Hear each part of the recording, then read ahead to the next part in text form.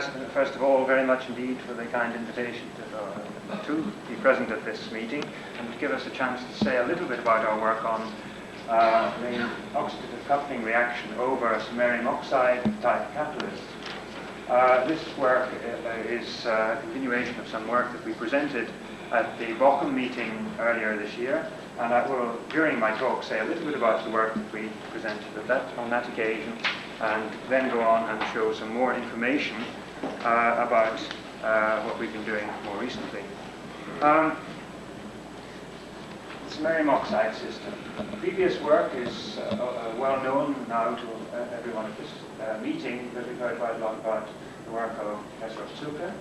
Professor Otsuka's initial work, in which he compared the various rare earth oxides, was done under conditions where there was considerable excess of methane over oxygen, a ratio of 46 between the methane oxygen, with a helium diluent at a pressure of 1 atmosphere.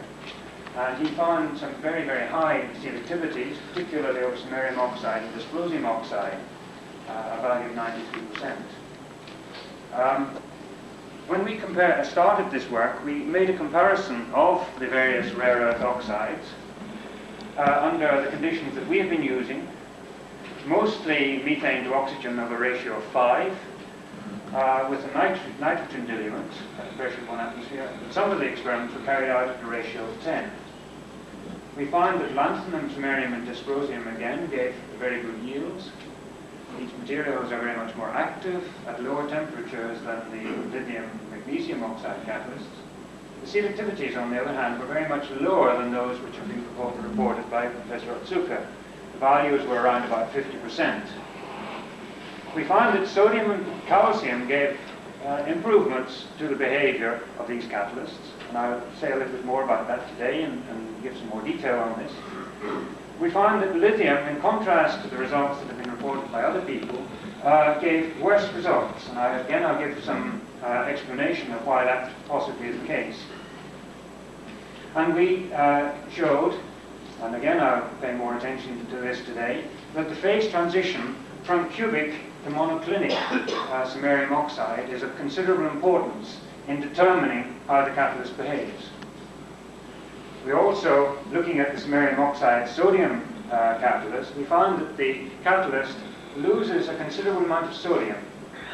That the sodium is lost as sodium hydroxide, which is volatile and diffuses out of the system, and also that sodium silicate is formed. So this is exactly the same explanation that I was giving yesterday for the lithium magnesium oxide catalysts, the loss of activity of these catalysts. We find that the same sort of thing happens here. We get a considerable loss of sodium from the catalyst. Now, for the results that I'm going to explain today, I thought I should, first of all, I say the aim of what I'm going to say today. I'm going to look in more detail at the effect of concentration of sodium, lithium, and calcium in the samarium oxide catalysts. And I'm going to talk about the effects of these ions on the selectivity and yield. And I'm going to talk about the way in which these ions affect this phase transition from the cubic to monoclinic structure of the samarium oxide. I'm going to talk about whether or not there's any evidence for new phases being formed, and then finally I'll give some hints as to how we might look at other promoters for this system.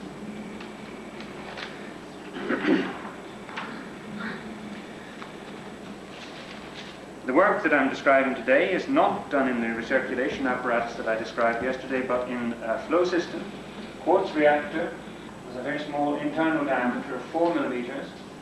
The volume out of the reactor is kept very small because of the importance of post-catalytic reactions, because the oxidation of ethylene in the gas phase can be quite considerable as the volume out of the reactor is any larger. In this case, we keep it to about 3 cubic centimeters.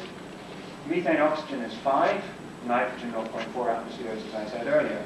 We're using 93 milligrams of catalyst and a flow rate of 0.4 to cubic centimeters per second. And the temperature range at which we study is between 620 and 850.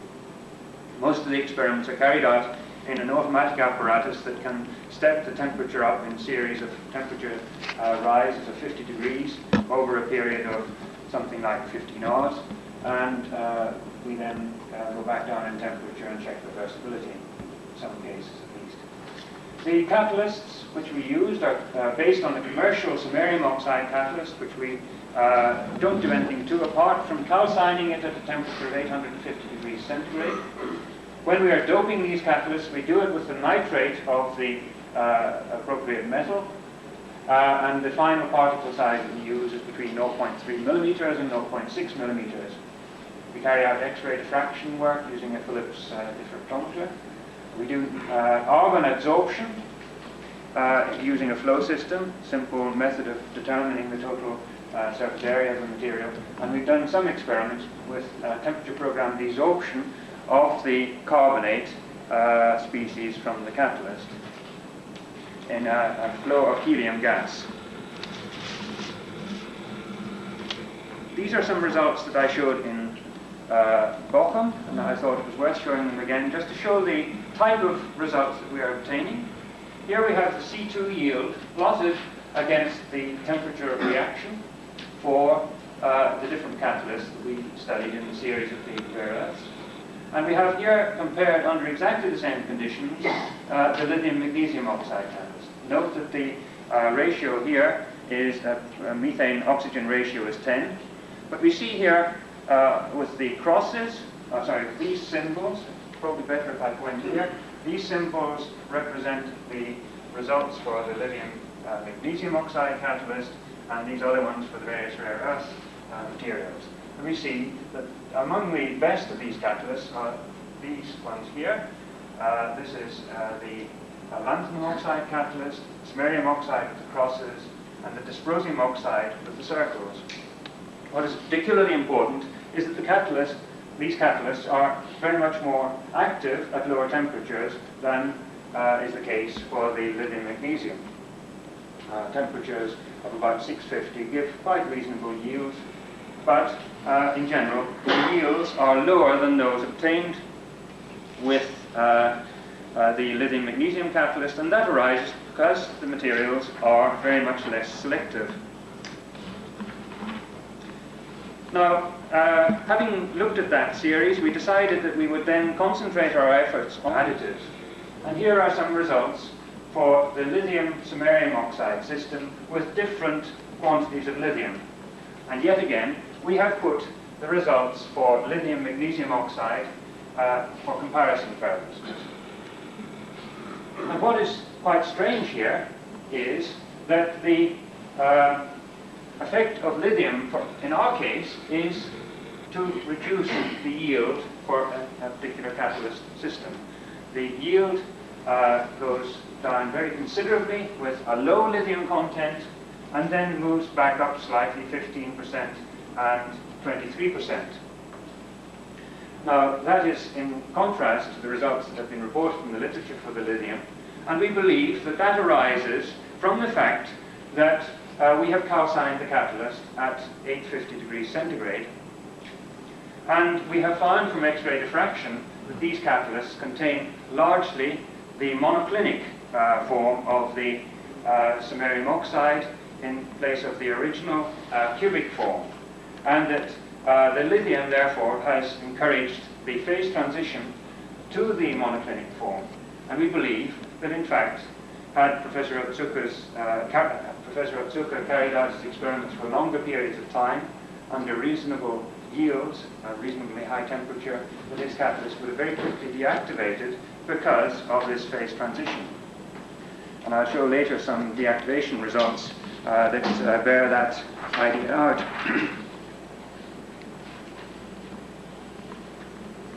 Here are the selectivities. This gives an example of the rather poor selectivities that one gets with these materials. Selectivities as a function of the reaction temperature, and we see that the selectivities don't change very greatly with reaction temperature. The most reasonable set of selectivities are again for the lithium magnesium oxide catalyst under these conditions. Then the one with 7% lithium is very poor, and then we get a slight movement back with higher lithium contents. So the catalysts are quite similar in behavior with different lithium contents, but not as good as the unpromoted catalyst.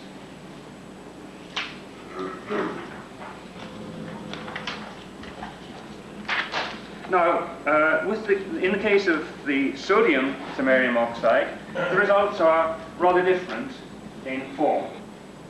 The cubic form of samarium oxide, the material which has been unpromoted, again behaves best at lower temperatures. Addition of sodium to the material causes a decrease over the whole range of temperature in the yield that we get.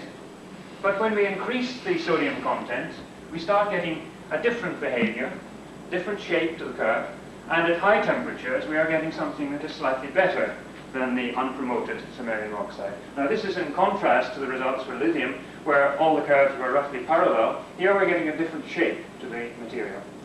We've also looked at sodium carbonate by itself, and you see that the behavior is quite relatively similar to the behavior that you get in the presence of the samarium oxide, but at a very much lower level, so we need to go to very much higher temperatures to get a reasonable yield with the sodium carbonate without any other material present.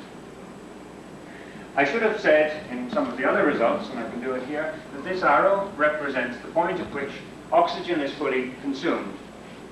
Now with the samarium oxide, the oxygen consumption is 100% over the whole range of temperature, but with these promoted materials that isn't the case. And so there's some difference in the behavior of the catalyst which has been promoted compared with the unpromoted material. The selectivities are shown in the next sheet, and again we get slight differences depending on the loading.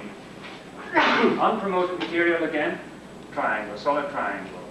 The 5% material is just depressed slightly, and again when we get this change in behavior, it seems to be largely due to a difference in the behavior of the selectivity plots. We're now getting a better selectivity at the higher temperatures. When we look at the phase diagram of these materials, we find again that there has been some phase transition from cubic to monoclinic, but the extent of that phase transition is less in the sodium case than it was in the lithium case. So sodium has not encouraged the phase transition to the same extent, but it still takes place.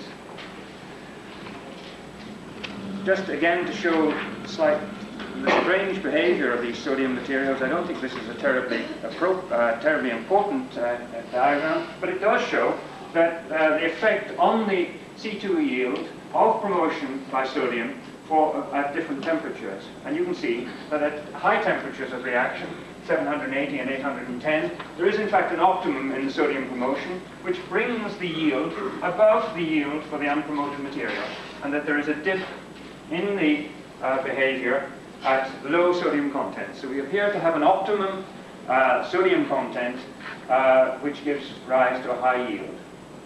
Now this may partially, on the right-hand side, may be a surface area effect, and that here we have in fact a relatively high area of effectively a sodium catalyst supported on samarium oxide material. We don't really know very much about that. That could be the explanation. At the lower temperatures, you see that the sodium in fact is just getting rid of the advantage of the low temperature activity of the samarium oxide. So you have to use these materials at higher temperatures if they're going to be used for this process. We have done some work with the desorption of carbon dioxide from the promoted materials.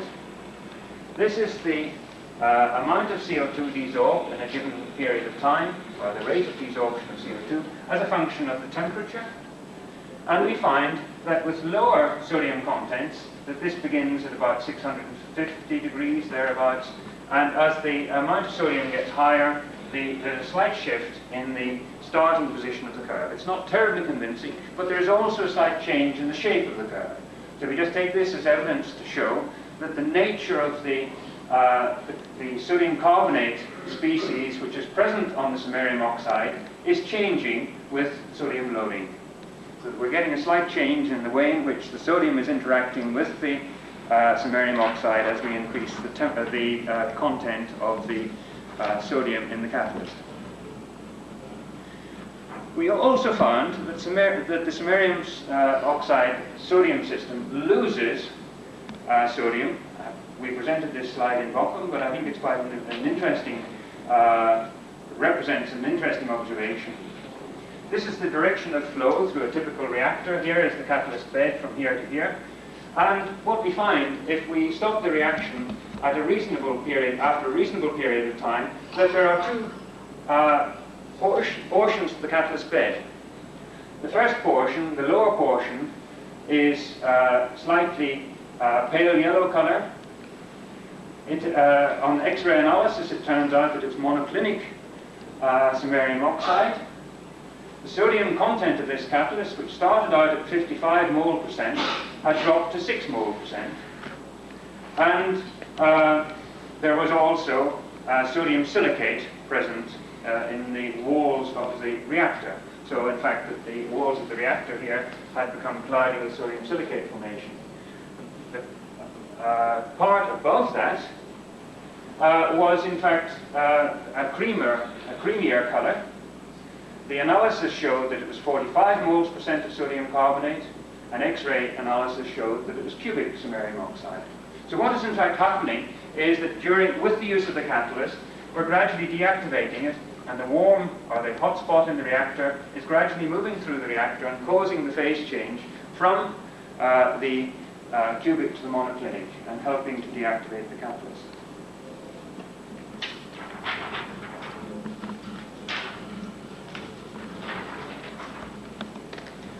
Some results now for calcium samarium. And here at last we begin to see a slight improvement with the addition of calcium. Here is the unpromoted catalyst. Here is the effect of adding 10 mole percent of calcium oxide, a slight decrease. But then when we go up to 19.9 and 30, we're getting an improvement. And finally, when we go right through to the unsupported calcium oxide, 100% calcium oxide, we get this sort of behavior. So we unfortunately haven't got any more information for the area in between, but it appears that around about 30% is fairly close to the optimum behavior in this type of system. So that we're getting an improvement in the yield. We're getting a yield now under these conditions of 11%. The selectivity is also slightly improved, and that is what is in fact responsible for the improvement of the catalyst behavior. Here is the unpromoted material on this line. Here is the one with 10% calcium, and here, and then we come back to this line again with the higher contents, and the calcium oxide is way below. So I said a moment ago there's a slight improvement in the selectivity. It's an improvement, in fact, in relation to the material which is doped with the 10% calcium oxide. What is more important, I think, about the calcium samarium system is that it appears to be very stable. Here are some results which again were presented in Bochum, which show the C2 yield as a function of time. The top line with the crosses is a typical result obtained for the lithium magnesium oxide catalyst. And we see, as I showed yesterday, the deactivation of the catalyst over a relatively short period of time and the drop in yield to this sort of level after 50 to 60 hours. The unpromoted catalyst is relatively stable, but so is the the calcium samarium oxide catalyst, and it has a higher yield over that period of time. The sodium material, on the other hand, is deactivating gradually over the whole period, and it will continue on down like that over a longer period of time. We have also looked at the effect of changing the reaction conditions using the so-called high flow rate conditions that I talked about yesterday, where we're using now a very much higher linear gas velocity, and looked at the effect of this on the 30 mole percent calcium oxide sample. Now here are the results as a function of temperature of the type that I showed earlier on.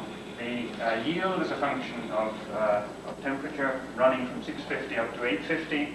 And we find that when we use a higher flow rate, we're now getting a very much higher yield, and that is displaced to a lower temperature. Now, this may be partly due to the fact that we're getting a hot spot, due to the fact that the reaction zone is narrowed down, but it seems to be a stable behavior, and the catalyst behaves very well under these conditions, giving here a yield of almost 13%.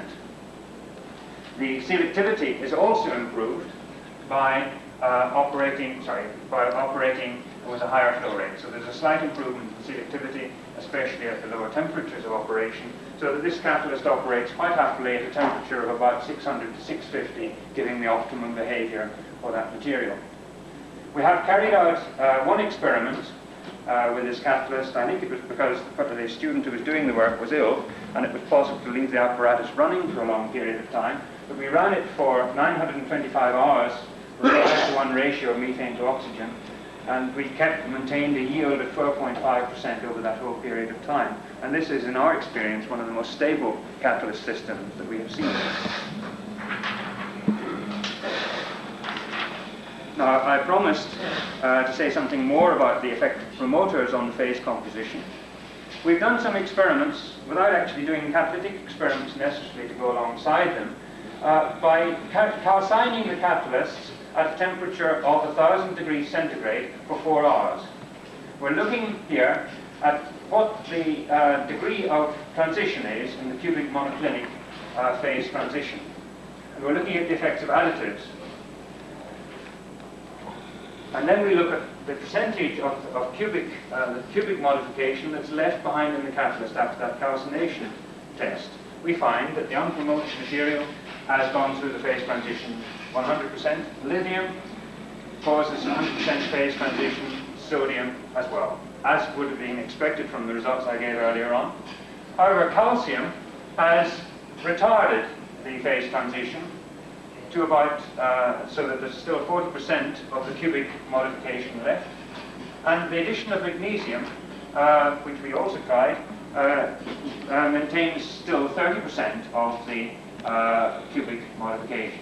The addition of lanthanum is also beneficial to the catalyst. Now, we haven't tested those last two formulations, but we believe that this type of approach gives us an idea then of how we might improve the stability of samarium oxide under these conditions.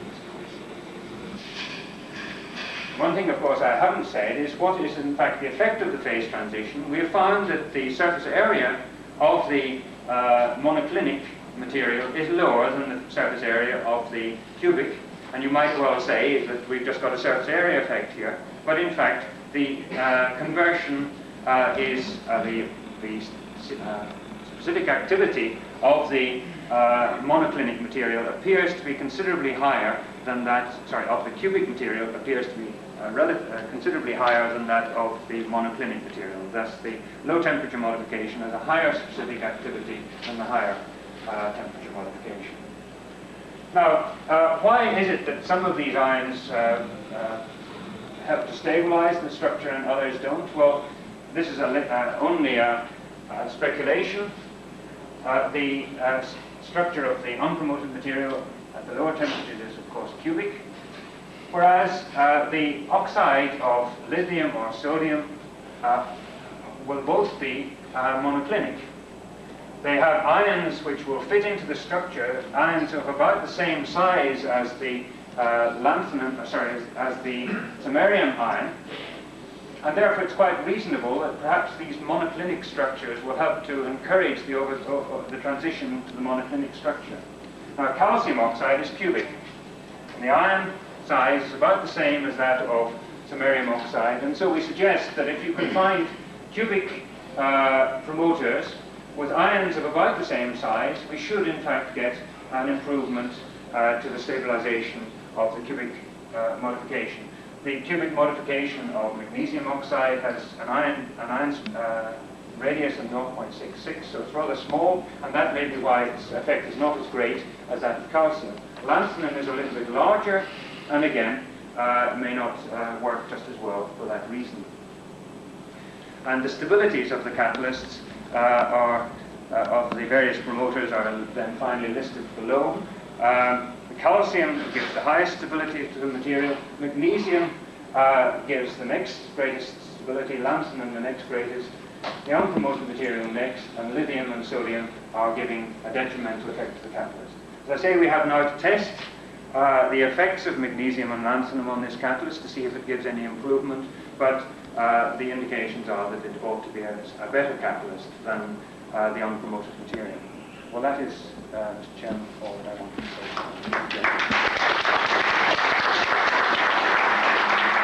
We have time for a few questions. What is the extent of hotspot? The hotspot in this type of catalyst system can be as much as 100 degrees under certain circumstances, so that you can measure near the entrance to the bed of a fresh catalyst, you can measure a temperature rise of maybe 100 degrees compared with the furnace temperature. And this is something that I think a number of people haven't perhaps taken into account in their measurements. You can't make kinetic measurements under these circumstances. Yeah, I'd like to know what high flow rate is. The high flow rate is somewhere around about 5 or 6 times higher than the rate that I gave you in the low flow rate. So it's of the order of 2 or 3 mils per second, as opposed to about half a mil per second, I think. Is that right? Yeah. It's about 1 meter per second gas velocity submersion at 700 degrees.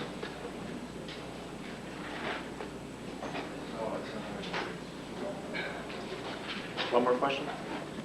Where is the phase transition boundary? As far as we know, it's somewhere around about 750 degrees centigrade. So in fact, this is we're sitting right on it when you're doing the catalytic experiments. And I think that the fact that Professor Otsuka found the better behavior for the lithium-promoted material meant that his experiments were relatively short, and he hadn't left it long enough for the phase transition to occur. One more. Do you look for carbonate coverage or your catalyst depending on the dopant? We have done some of that. We haven't done as much as we would like to have done, but we've got a lot of evidence for carbonate being present. From the CO2 desorption, there's quite a lot of evidence as to how much there is. Infrared measurements show quite clearly that there's carbonate present on the working catalyst surface. We've done in situ infrared measurements of these temperatures and have found carbonate species present on these catalysts. Thank you. Thank you.